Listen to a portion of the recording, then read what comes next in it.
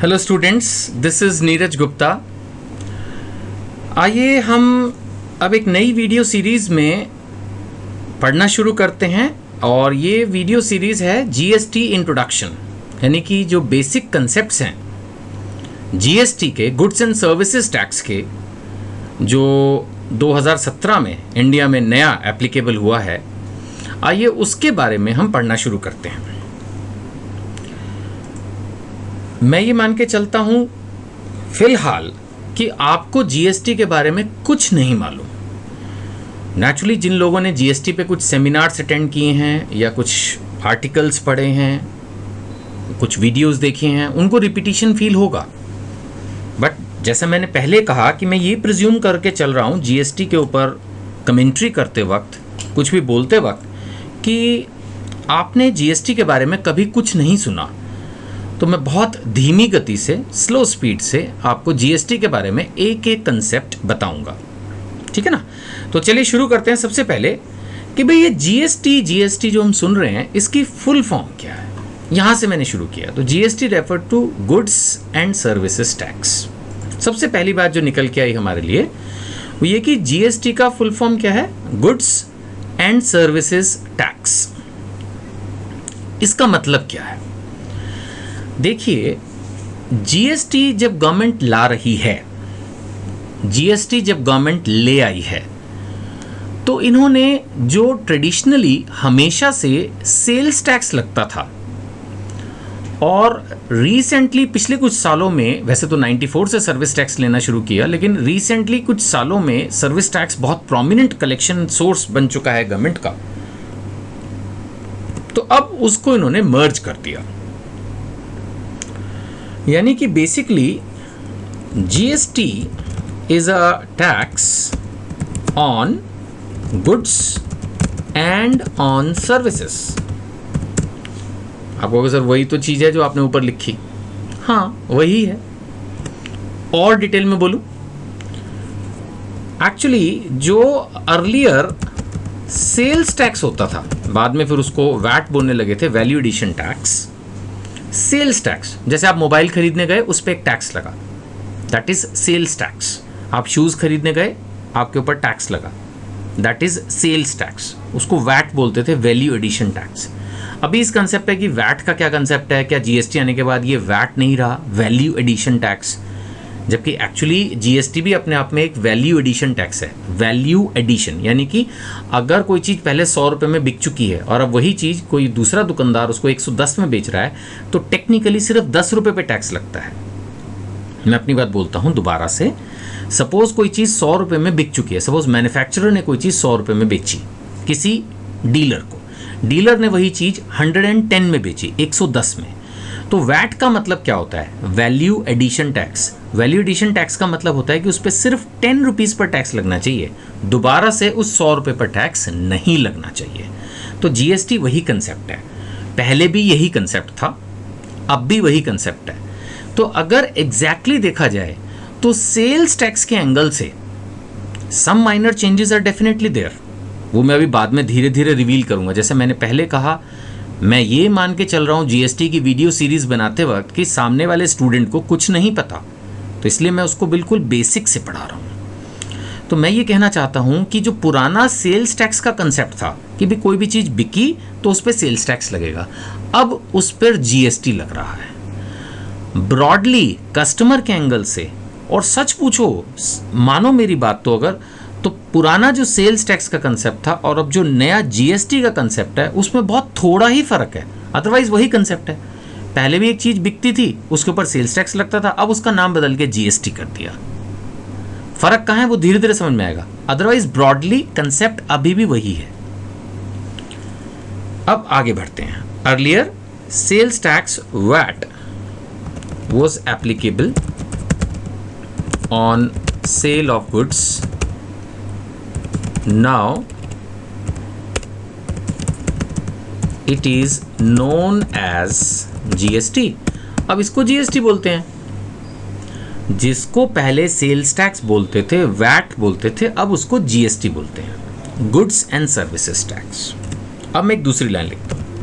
Earlier service tax was applicable on providing या on provision of services, मैं इसको simple लिख देता हूँ, on providing various services, कोई भी सर्विस लाइक ट्रांसपोर्ट है ना, कोई भी ट्रांसपोर्ट, इंश्योरेंस, बैंकिंग, कुछ भी, बहुत सारी सर्विसेज थी जिनके ऊपर सर्विस टैक्स लगता था। हमारी कोचिंग पर भी सर्विस टैक्स है। अगर हम प्योर कोचिंग दे रहे हैं, सपोज क्लासरूम में बच्चों को बुला रहे हैं, ट्यूशन पढ़ा रहे हैं, बोर्ड पे खड़े होकर ग्रुप में पढ़ा रहे हैं, that's coaching classes. Coaching classes भी एक सर्विस है, सर्विस टैक्स लगता था। Earlier service tax was applicable on providing various services like transport, insurance, banking, के तो मैंने एक नाम लिया, शमियाना है ना, टेंट एंड डेकोरेटर्स की सर्विसेज होते हैं, ऐसे बहुत सारी न्यूमरस सर्विसेज आते हैं। टेलीकम्युनिकेशन, आपके घर में जो एयरटेल का बिल आता है ब्रॉडबैंड का, वो सर्विस है, उसमें सर्विस टैक्स लगा हुआ होता था। Now it is known as GST. आया ना समझ में? गुड्स एंड सर्विसेज टैक्स, दोनों चीज़ों को इन्होंने मर्ज कर दिया। यानी पहले सेल्स टैक्स अलग था, सर्विस टैक्स अलग था, अब इन्होंने दोनों को जोड़ दिया तो ये बन गया goods and services tax, GST. पहले एक और काम हुआ करता था, बहुत सारे टैक्स हैं लेकिन मैं अभी 3 के बारे में ही मोटा मोटा बताऊंगा आपको। Earlier excise duty was applicable on manufacturing of goods. अगर आपकी फैक्ट्री है तो आपको एक्साइज ड्यूटी देनी पड़ती थी। यानी जैसे कोई भी प्रोडक्ट बना, चाहे कोई मान लेते हैं बैटरी बनी, कोई फ़ैन बना, कोई ट्यूबलाइट बनी, कोई टायर बना, जो भी चीज़ बन रही है, मैन्युफैक्चरिंग हो रही है, उस पर एक्साइज ड्यूटी लग रही है। So earlier excise duty was applicable on manufacturing of goods. Now when such manufacturer will supply goods to dealers, say for example GST will apply। कहने का मतलब ये है, जो मैं यहाँ कहना चाहता हूँ कि जो पहले एक्साइज ड्यूटी हुआ करती थी, अब उसका नाम भी जीएसटी कर दिया है। यानी अब उस पर भी सेल्स की तरह से, ऐसा नहीं है कि सेल्स मतलब, एक तरह से वो भी सेम ही कर दिया है। शायद गवर्नमेंट के दिमाग में ये आई कि लोग भी परेशान होते हैं, बहुत तरह के टैक्सेस होते हैं, लोग इस बात के लिए क्रिटिसाइज भी करते हैं सरकार को कि इतने तरह के टैक्स लगाते हो, बार बार टैक्स लगाते हो, तो क्यों ना एक ही टैक्स लगाया जाए, एक ही पैटर्न पे लगाया जाए, लोगों को उसको समझना आसान होगा। हिंदुस्तान में ये सब जानते हैं कि बहुत कम लोग टैक्स पे करते हैं। जैसा मैंने कहा, मैं फिर अपनी बात को रिपीट कर रहा हूँ, इन इंडिया वेरी फ्यू, मैं इस बात को टाइप भी कर सकता हूँ, in India very few people पे टैक्सेस, बहुत कम लोग टैक्स देते हैं। वन ऑफ द रीज़न, इसका एक रीज़न क्या है? One of the reason is that tax laws, जो हमारे देश में टैक्स का कानून है, one of the reason is that tax laws are difficult to understand. Tax laws are difficult to understand and comply with, यानी उनको पूरा करना, उनको समझना मुश्किल है। Now GST has been introduced, अब जीएसटी को लाया गया है फॉर सिंप्लीफिकेशन पर्पस। यानी one of the object of GST इसकी भैया सिंपल कर दो। ये नहीं है कि भाई सेल है तो सेल्स टैक्स लग रहा है, मैन्युफैक्चरिंग है तो एक्साइज ड्यूटी लगेगी, सर्विस है तो सर्विस टैक्स लगेगा। अब क्या होगा कि एक हिंदुस्तान का आम आदमी भी, आप समझिएगा कि एक हिंदुस्तान का जो आम आदमी है ना, अब वो भी समझ जाएगा कि भैया अगर मैंने कोई चीज़ खरीदी है, कोई सर्विस ली है, कोई चीज़ बनाई है, मतलब इनकम पर इनकम टैक्स अभी भी लग रहा है। वो अलग है कि भाई आप जॉब करते हो, बिजनेस करते हो, आपने कमाया, if there is some income तो उस इनकम पर इनकम टैक्स लगेगा, वो तो आपको सरकार को डायरेक्ट देना ही है, दैट इज़ डायरेक्ट टैक्स। लेकिन इसके अलावा आप कोई भी प्रोडक्ट ले रहे हो, होटल में खाना खा रहे हो, कहीं घूमने जा रहे हो, कुछ भी कर रहे हो, आपको एक ही टैक्स लगेगा, जीएसटी। उससे क्या होगा कि लोग समझने लगेंगे, ईजी हो जाएगा कि हाँ भाई हर चीज़ पर जीएसटी लगता है। नहीं तो कई बार तो शॉपकीपर पे शायद लोगों को, आम आदमियों को डाउट होता होगा, पता नहीं कौन कौन से टैक्स लगा के दे दी। अब कम से कम ये ईजी हो जाएगा कि उनको पता होगा कि हाँ हम पर जीएसटी लग रहा है। व्यक्ति के लिए भी आसान है, एक बार समझ लेगा जीएसटी को, कंसेप्ट इजी हो जाएगा, आगे बढ़ जाएगा, है ना। तो अभी स्टूडेंट्स मैंने सिर्फ आपको एक तरह से जीएसटी जो नाम है इसका, अभी थोड़ा सा मैंने उसके नाम के बारे में बताया, है ना। जैसे माना कोई आदमी का नाम कैलाश है, तो भाई कैलाश का क्या मतलब है, तो वो थोड़ा सा उसको लॉर्ड शिवा से कनेक्ट करके बताने की कोशिश कर सकता है, भाई मेरे नाम की ये इंपॉर्टेंस है, या this is how my name is relevant. So what I have tried is कि मैं आपको जीएसटी क्या है, इसमें ये गुड्स एंड सर्विसेज टैक्स क्या है, ये मैंने आपको बताने की कोशिश की कि basically GST is a merger of old few taxes. मैंने आपको सबके नाम नहीं बताए हैं, जो 3 मेजर टैक्स मर्ज हुए हैं, कौन कौन से, जो पहले सेल्स टैक्स हुआ करता था वो अब मर्ज हो गया है, जो सर्विस टैक्स हुआ करता था वो अब मर्ज हो गया है, जो एक्साइज ड्यूटी हुआ करती थी वो अब मर्ज हो गया है। ये 3 सबसे बड़े टैक्स मर्ज होकर जीएसटी बन गया है, गुड्स एंड सर्विसेज टैक्स, ठीक है। और इसका वन ऑफ द ऑब्जेक्ट, जैसा मैंने कहा, सिंप्लीफिकेशन है। हर चीज पर एक टैक्स लगेगा, लोगों को फॉलो करना, उस बात को पूरा करना आसान होगा, ऐसा गवर्नमेंट सोचती है। आगे बढ़ते हैं। It is an indirect tax. दूसरा कंसेप्ट ये है जो आपको समझना है, मैंने आपको पहले कहा मैं ये प्रिज्यूम करके चल रहा हूं कि आपको कुछ नहीं पता जीएसटी के बारे में, तो मैं आपको ये एक सिंपल सा छोटा सा कंसेप्ट भी बता रहा हूं कि भाई जीएसटी जो है वो इनडायरेक्ट टैक्स है, ठीक है ना। अब आइए समझते हैं कि ये इनडायरेक्ट टैक्स का क्या मतलब है। मैं इसके लिए एक बहुत सिंपल सा एग्जाम्पल लेता हूं। Suppose Mr A went to a shoe shop and purchased a pair of shoes. Actually खैर पेयर नहीं भी लिखूंगा तो एक तो जूता खरीदेगा नहीं वो, खैर।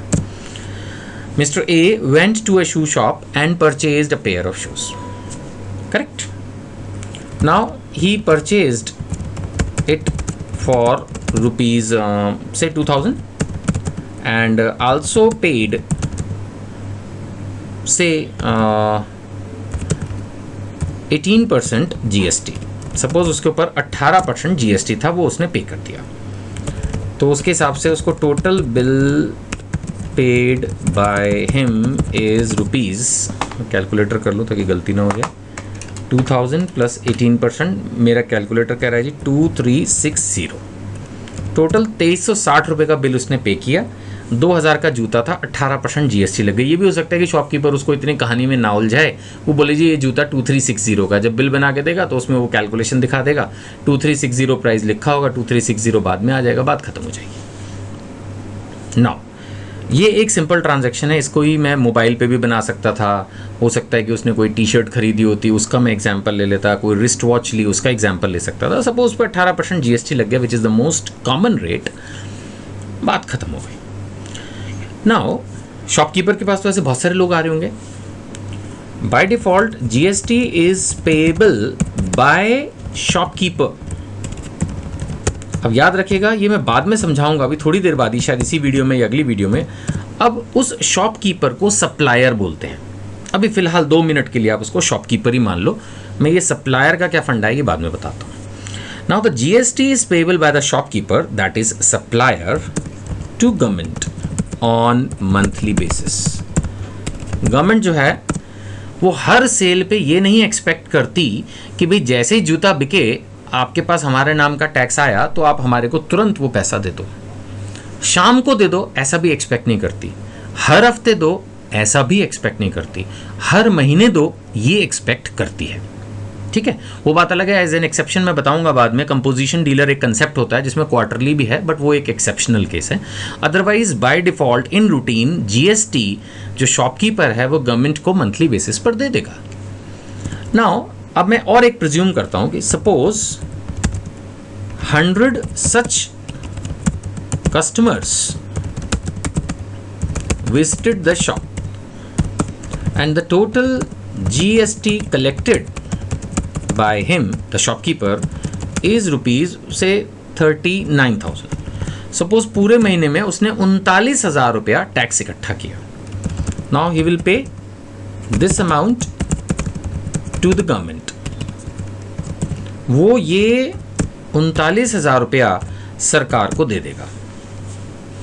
अब यहां पर थोड़ी सी समझने की जो बात है वो ये कि शॉपकीपर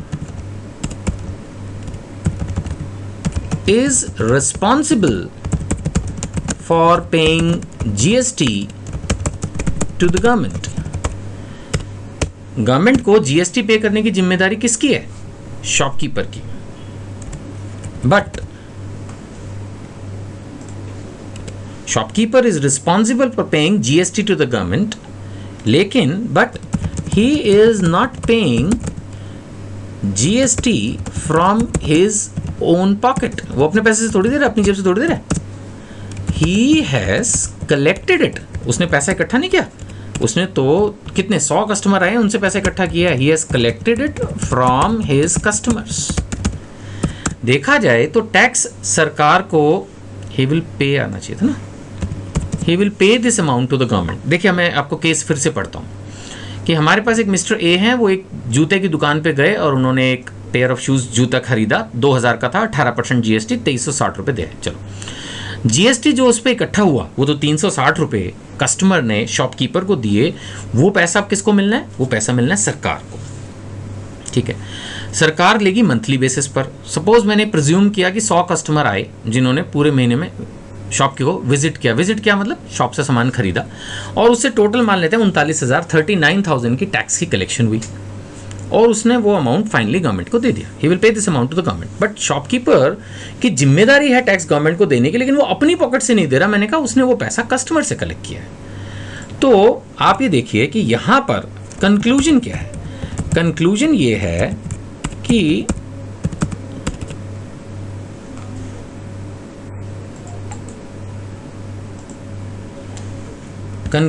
है कि that GST is being paid by customer. Ultimately तो कस्टमर दे रहा है ना, शॉपकीपर थोड़ी दे रहा है.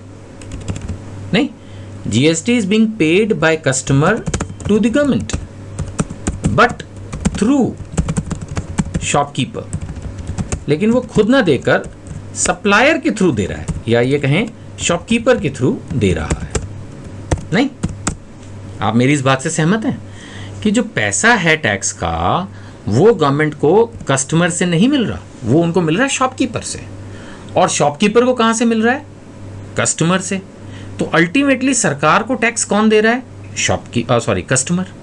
So GST is being paid by customer. कौन दे रहा है जीएसटी? कस्टमर. किसको दे रहा है? गवर्नमेंट को. लेकिन क्या वो डायरेक्टली दे रहा है? But through shopkeeper. वो जो पैसा दे रहा है वो पैसा दे रहा है शॉपकीपर के थ्रू. ये चीज अगर आप समझ लेंगे तो आपको ये बात हमेशा क्लियर रहेगी कि GST is an indirect tax. देखिए, इनकम टैक्स जो होता है, जो बंदे पर लगता है, वो उसको खुद देना होता है. लेकिन इनडायरेक्ट टैक्स क्या है कि हम किसी और को टैक्स देते हैं, वो आगे देता है. ये बिल्कुल और चीज़ों में भी रिपीट होता है सर. जैसे फॉर एग्जाम्पल आपने एयर ट्रैवल किया, suppose from Delhi to Mumbai आपने एक फ़्लाइट ली, तो जो भी आपका उसमें अमाउंट लगेगा, जो एयरलाइन कंपनी को मिलेगा, उसके ऊपर सर्विसेज के ऊपर लगने वाला टैक्स भी लगेगा. वो टैक्स आप किसको देंगे? एयरलाइन कंपनी को. एयरलाइन कंपनी उसको गवर्नमेंट को देगी. इनडायरेक्ट टैक्स हुआ. आप होटल में जाएंगे, वहाँ पर जीएसटी लगेगा, आप वो जीएसटी होटल को देंगे, होटल गवर्नमेंट को देगी. इनडायरेक्ट टैक्स हुआ. आप फिल्म देखने जाएंगे, वहाँ पर भी जीएसटी लगेगा. अब हर चीज़ पर जीएसटी लगेगा, हर ट्रांजैक्शन पर जीएसटी लग रहा है. आप फिल्म देखने गए, आपने जीएसटी पे किया, वो जीएसटी आपने किसको दिया? सिनेमा हाउस को, सपोज पीवीआर को दिया, और पीवीआर वो पैसा किसको जमा कराएगी? गवर्नमेंट को. This is the concept of indirect tax. So एक चीज़ हमें समझ में आई अभी तक पढ़ने से कि भाई जीएसटी क्या है? It's a goods and services tax. और दूसरी बात जो समझ में आई वो ये कि it is an indirect tax. मेरे ख्याल से इसमें कोई मुश्किल नहीं है, आप अच्छे से समझ गए होंगे कि ये इनडायरेक्ट टैक्स क्यों है. क्योंकि हम जो टैक्स है वो पहले सप्लायर को दे रहे हैं, चाहे वो शॉपकीपर है, चाहे वो मैन्युफैक्चरर है, चाहे वो होटल ऑनर है, सिनेमा हॉल ऑनर है, रेस्टोरेंट ऑनर है, एयरलाइन ऑपरेटर है, कुरियर कंपनी है, इंश्योरेंस कंपनी है, बैंक है, कुछ भी है, और वो आगे सरकार को देगा. That is why this GST is an indirect tax. ठीक है जी, 2 कंसेप्ट क्लियर. चलिए अब तीसरा हम हाथ की हाथ कंसेप्ट ले लेते हैं कि भाई ये जो जीएसटी लाए हैं इसके क्या क्या ऑब्जेक्ट हैं. तो सबसे पहला इसका ऑब्जेक्ट है cascading effect of indirect taxes. Cascading effect क्या है? ये थोड़ी सी आपके लिए एक नई चीज़ है कि भाई कैस्केडिंग इफेक्ट आप में से शायद कुछ ने तो ये कभी सुना भी नहीं होगा। कैस्केडिंग इफेक्ट क्या होता है? कैस्केडिंग इफेक्ट होता है टैक्स ऑन टैक्सेस। ध्यान से सुनिएगा, क्या बताया मैंने? कैस्केडिंग इफेक्ट होता है टैक्स ऑन टैक्सेस, यानी टैक्स पर जो टैक्स लगे वो होता है कैस्केडिंग इफेक्ट, और जीएसटी उसको रिड्यूस कर रहा है। अब जीएसटी कैसे रिड्यूस करता है इसको समझाते हैं आपको एक एग्जांपल लेके। पुराना एग्जांपल लेंगे। अर्लियर सपोज मिस्टर एस, ये कौन है? A shopkeeper, supplier, is purchasing goods, या मैं सिंपल एग्जांपल लेता हूँ, कोई मान लेते हैं कि भाई जयपुर से कोई स्पेशल साड़ीज़ उसने मंगवाई हैं, is purchasing saris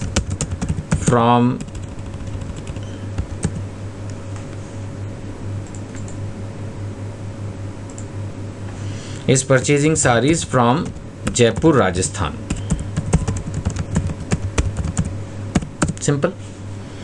Earlier, suppose Mr. S, a shopkeeper, is purchasing sarees from Jaipur, Rajasthan. तो as per old law, Central Sales Tax (CST), चलो पूरा लिख देता हूँ, Central Sales Tax was applicable.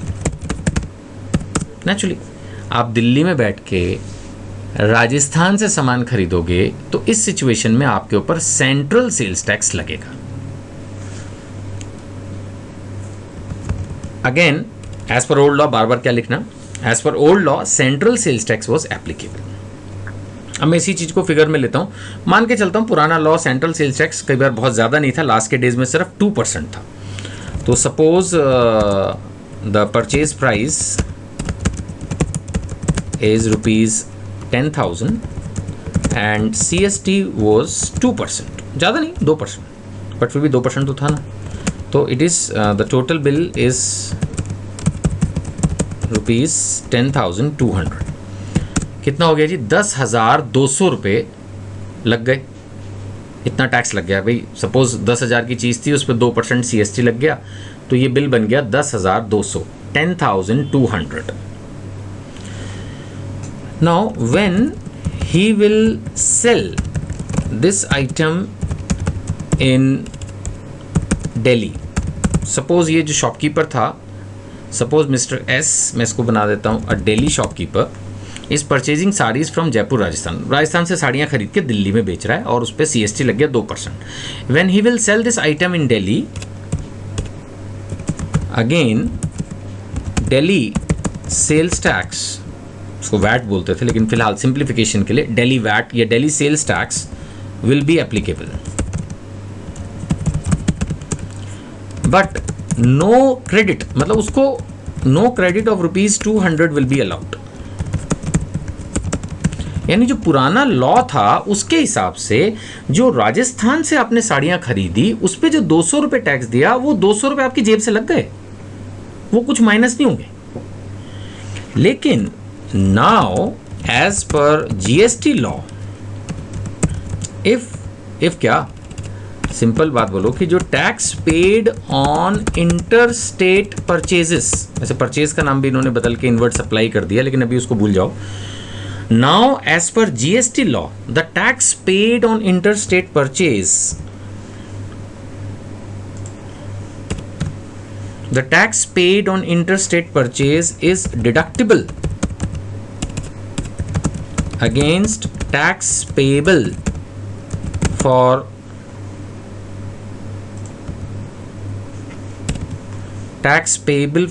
sales in Delhi। मैं ये एग्जाम्पल स्पेसिफिक लेके बता रहा हूँ, ऐसा नहीं कि सिर्फ दिल्ली में ही ये डिडक्टिबल है। मैं एक एग्जाम्पल ले रहा हूँ कि दिल्ली का शॉपकीपर था। मैं एक बार अब दोबारा से इस एग्जाम्पल को रिपीट कर रहा हूँ ताकि आप ऑब्जेक्ट ऑफ GST अच्छे से समझ सकें। मैंने आपको कहा कि जो हमारा पुराना लॉ था उसके अंदर क्या था, से फॉर एग्जाम्पल कि एक दिल्ली का शॉपकीपर है और वो राजस्थान से साड़ी खरीद के बेच रहा है, तो जो टैक्स लगता था एक तरह से वो उसकी अपनी जेब से लग जाता था, उसको वो नहीं होता था, दोबारा से पूरा टैक्स लगता था।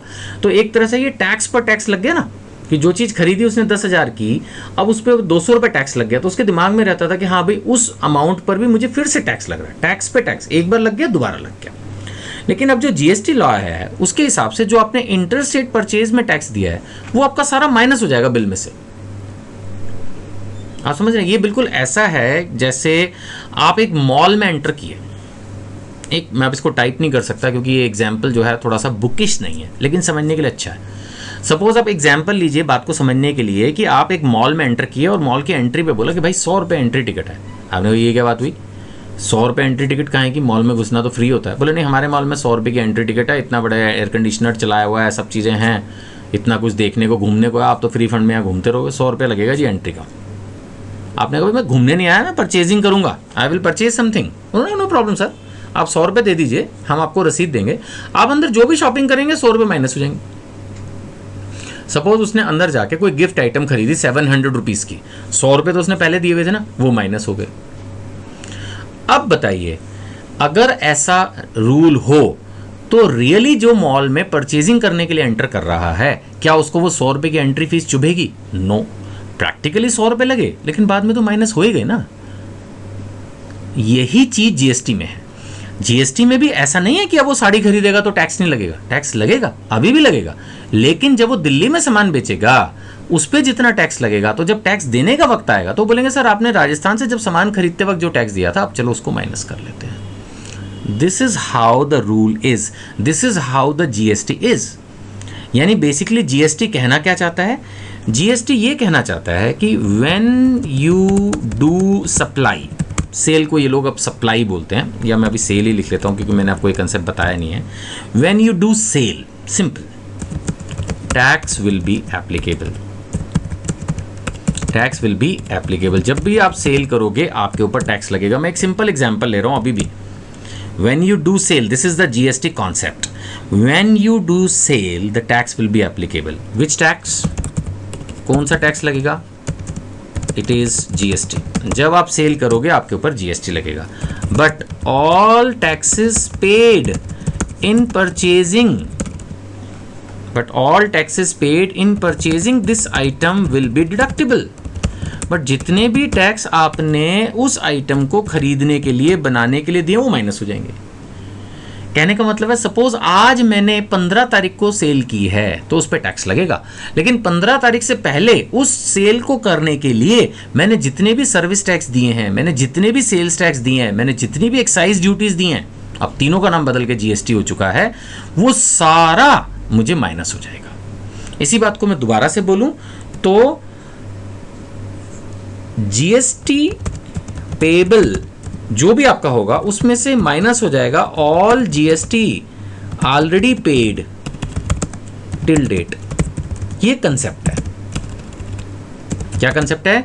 कि जब आप जीएसटी पे कर रहे हैं, जब आपकी लायबिलिटी है, एज ए शॉपकीपर आपको टैक्स देना है, आज से पहले आपके ऊपर जितने टैक्सेस लग चुके हैं वो सारे माइनस हो जाएंगे। तो इसलिए आपको कोई टेंशन नहीं है।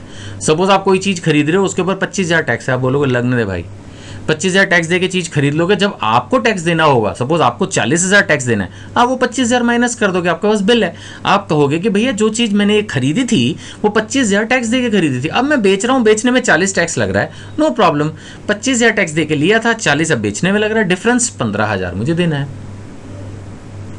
ठीक है, टैक्स तो अभी भी देना है। ऐसा नहीं है कि जीएसटी आने के बाद लोग टैक्स फ्री हो गए, लॉटरी लग गई, ऐसा नहीं है, लेकिन एटलीस्ट इतना तो है कि जो टैक्स आज तक मुझ पे लग चुका है वो सारा माइनस हो जाएगा।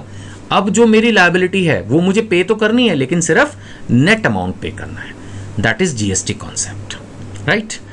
अब दूसरा, अगर मैं इसके ऑब्जेक्ट लेके चलूं, हम क्या पढ़ रहे थे? Object of GST. तो ये टैक्स पर टैक्स खत्म कर रहा है। टैक्स पर टैक्स कैसे खत्म हुआ? जैसे मैंने अभी बताया कि जब हम टैक्स दे रहे हैं तो पिछले सारे टैक्स माइनस, तो अब टैक्स पे दोबारा टैक्स तो फिर लगेगा नहीं।